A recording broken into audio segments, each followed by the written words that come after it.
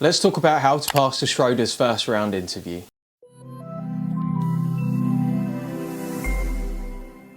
What's up guys, it's Mike from Job Ready English here with another Pass the Interview video.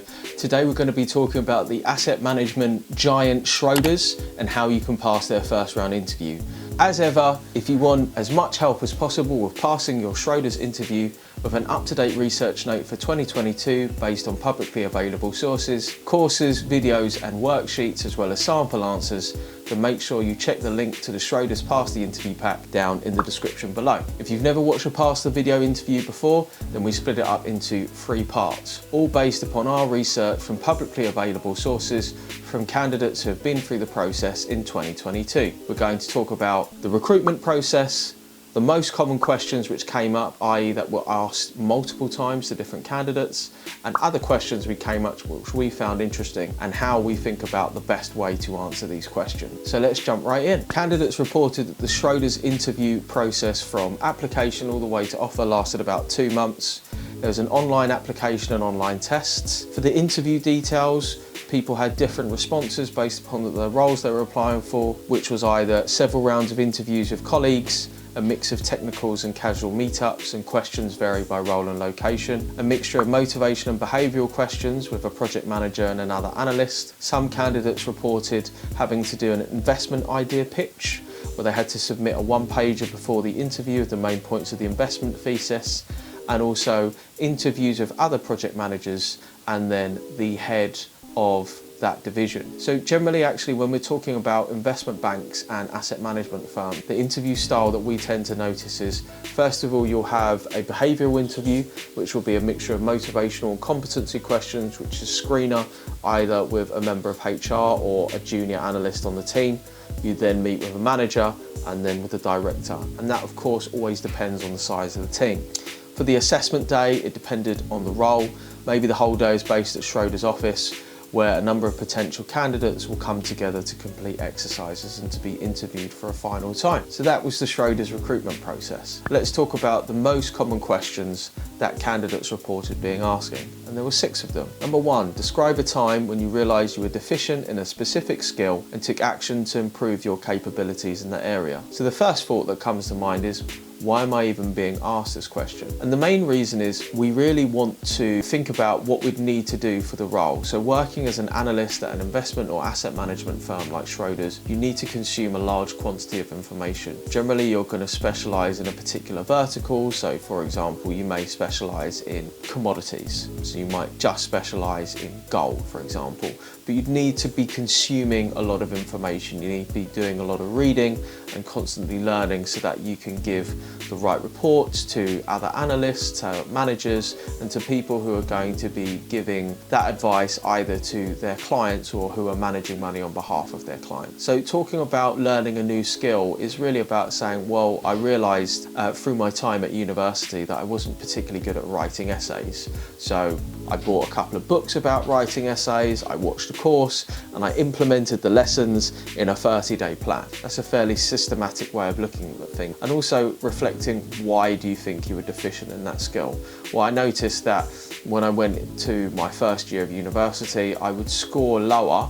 And when I looked at my other friends, their essays, I noticed that my information and my sources were good, but what wasn't so good was the way that I had structured or formatted that information. Question 2, describe a time when you had to perform a task that required keeping attention to detail and maintaining quality. Now, when you're producing reports for people in a really busy environment, the purpose of producing those reports is to summarize a lot of information and then to give it to somebody else and say, hey, I've just read all of these things and this is what's really important. This is what you need to know to enable you to make a decision about whatever you need to make a decision about. This is generally a really important skill in most areas of finance, which is attention to detail and quality. So perhaps above and beyond being bright, ambitious, intelligent and having the skills is really just trying not to make mistakes. Because if you make a mistake, that kind of has a cascade effect. So somebody has presented information, you make a mistake, they present that information to somebody else and they make a decision, and so on and so forth, right? And particularly when it comes to making investments.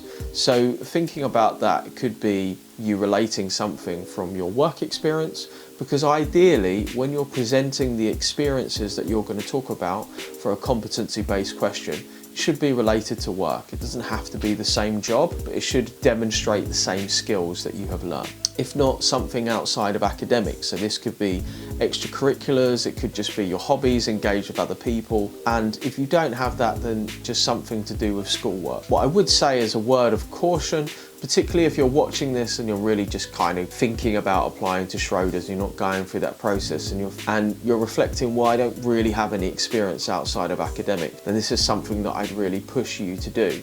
Because of course academics is something that you have to do because you're at university, whereas extracurriculars, work and all that other stuff is things that you choose to do. So you can go on and get better experience and get a little bit of a greater grasp of what life has to offer instead of just being based around your study. Question number 3, describe a specific situation where you had an opportunity to contribute to a team's success. Really, for me, this is just a question about a mixture of teamwork and personal leadership.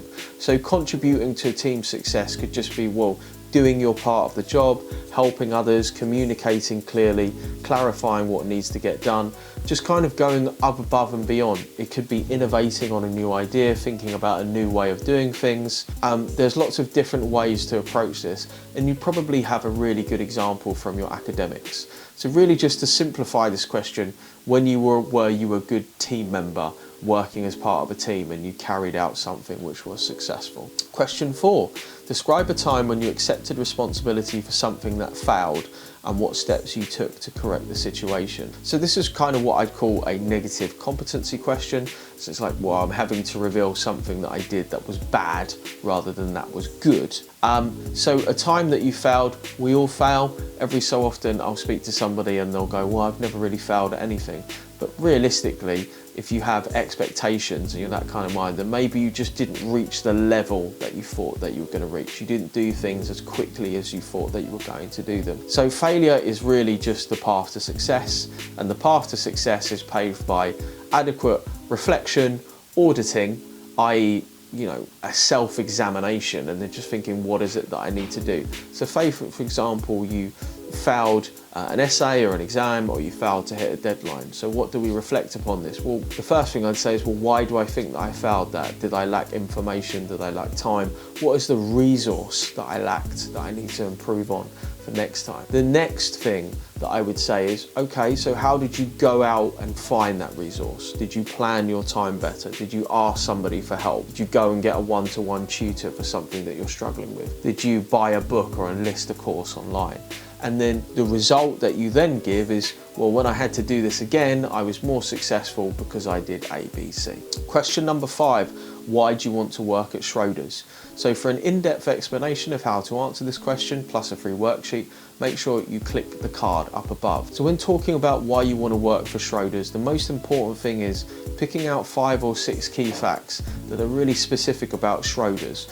And I'm going to read you one which is in our 5 fast facts in our research note. Schroders manages about £730 billion, has that AUM, assets under management. So there's a very specific fact about Schroders, and you do want to be specific, and if you end up sounding like a list, then try and pick out some information about the company which you can relate to personally. Just so you know, researching a company should only take you about 15 minutes, and you can do most of it on the website, whether that be About Us, their history page, insights, blogs. Whenever I see people and they've just been a bit lazy and they're presenting information that really could be said about any company, I just think, well, you're not really that bothered to do the job if you can't put in the time, the 15 minutes to research the company. Question number 6, give me a time when you have shown resilience.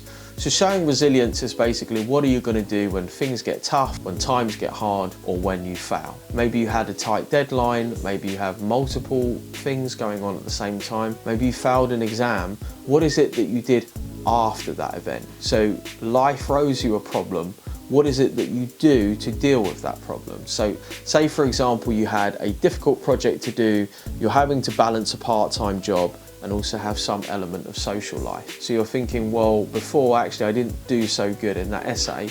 It could be that you might turn around and say, well, I tried to engage, I realized I couldn't find more time. So what I have actually tried to do is be much more focused in my time and engage in some element of deep work. So between the hours of 8 AM and 4 PM, you can't actually get me on my phone because I'm busy doing one or two really important things, quite difficult things, to make sure that when it gets to the evening, I've got my work done and I can enjoy my evening or go to my part-time job. And here's a couple of other questions just to answer in a rapid fire way.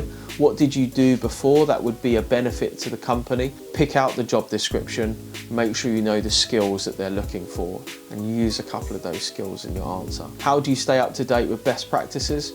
Well, this is really about business and commercial awareness and making sure that you're aware of websites and publications which relate to the vertical that you're applying to, i.e. the specific niche that you want to do. Question number 3, tell us about a time you used an innovative technology solution to use a problem. So this has to be a little bit above and beyond the internet, but you could have found a new product, you could have learned to code, you could have found a useful web application which you've used to solve a difficult problem. Question number 4, why are you interested in finance? You can give a little bit of a history lesson and a personal motivation, but again, the important thing is to relate this back to the job description. Because I have these skills, because I have these things which are of interest to me, which are also the things outlined in the job description, and that's what you want. Always remember with questions around, why do you want to do this role, you'll want to relate it back to the job description. Guys, I hope that you have enjoyed this video about Schroders. Let us know how we did. How could we make these videos more helpful? Have you done a Schroders video interview? Was this video helpful? Did you watch this video and you passed your interview? Let us know. I love reading the comments and I reply to every single one of them. Wherever you are, whatever you're doing, I wish you the best of luck. See you later.